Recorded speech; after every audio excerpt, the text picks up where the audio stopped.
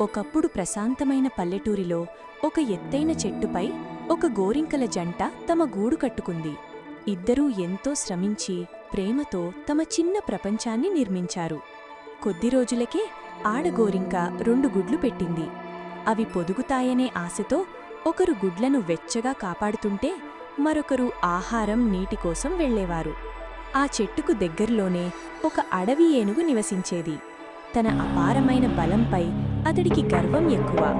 చిన్న జంతువులు మొక్కలను తొక్కుతూ తన శక్తిని చూపించడమే అతడికి అలవాటు. ఒకరోజు సమీప సరస్సులో స్నానం చేసి వస్తూ అతడు ఆ ఎత్తైన చెట్టును గమనించాడు. తనకన్నా ఎత్తుగా ఉన్నదాన్ని చూసి అతడిలో అసూయ, కోపం పెరిగాయి. అహంకారంతో చెట్టును కూల్చాలని నిర్ణయించాడు. ఏనుగు చెట్టును బలంగా ఢీకొట్టసాగాడు. కొమ్మలు ఊగిపోతూ పక్షుల గూళ్ళు కంపించాయి. చెట్టుపై నివసించే పక్షులన్నీ దిగివచ్చి వేడుకున్నాయి. గోరింకలు తమ గుడ్ల గురించి చెప్పి కన్నీళ్లతో అడిగినా ఏనుగు పట్టించుకోలేదు. చివరికి గూడు కింద పడిపోయి గుడ్లు పగిలిపోయాయి. గోరింకలు తీవ్రంగా దుఃఖించాయి. అనేక పక్షులు తమ నివాసాలను కోల్పోయాయి. బలంతో ఏనుగును ఎదుర్కోలేమని గ్రహించిన పక్షులు జ్ఞానవంతుడైన గుడ్లగూబను ఆశ్రయించాయి. అతడు శాంతంగా విని పరిష్కారం కనుగొంటానని హామీ ఇచ్చాడు.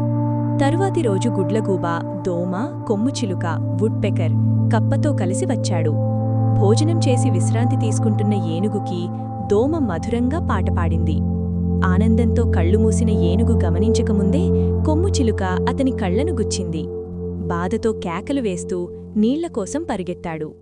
అప్పటికే రాళ్ల గొయ్య దగ్గర కప్ప కేకలు వేస్తుండడంతో ఆ దిశగా వెళ్లి గొయ్యిలో పడ్డాడు. అలా అడవి మళ్లీ సురక్షితమైంది. గోరింకలు తమ నష్టాన్ని తిరిగి పొందలేకపోయినా క్రొత్త ఆశతో మళ్లీ జీవితం మొదలుపెట్టాలని నిర్ణయించుకున్నారు. కథ నీతి: అహంకారం మరియు క్రూరత్వం నాశనానికి దారితీస్తాయి. ఐక్యత మరియు జ్ఞానం ఎంతటి బలాన్నైనా ఓడించగలవు.